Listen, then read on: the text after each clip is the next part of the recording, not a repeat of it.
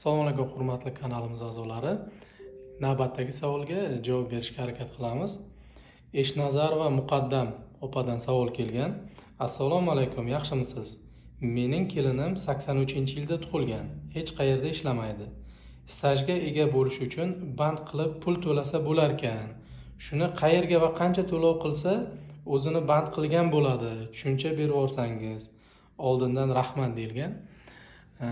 Aynan shu turdagi fuqarolarni ijtimoiy himoya qilish, kelajakda pensiya bilan ta'minlash uchun PQ 47-42 sonli qaror chiqqan. Ushbu qarorga asosan o'zingizga mos faoliyat turini tanlaysiz.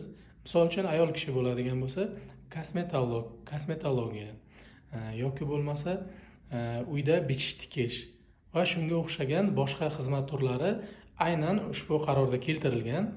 Soliq mobil ilovasi orqali yoki bo'lmasa yagona darchaga borgan holda o'zimni band qilmoqchiman deb aytasiz yoki soliq mobil ilovasidan o'zingiz band qilish yo'nalishini tanlaysiz. Shundan so'ng sizga guvohnoma shakllantirib beriladi. Yiliga bir martagina 375 ming, bu hozir kecha kunduzda, ya'ni bazaviy hisoblash miqdorining 1 baravar miqdorida to'lovni amalga oshirasiz va siz 1 yil uchun stajga ega bo'lasiz. E'tiboringiz uchun rahmat.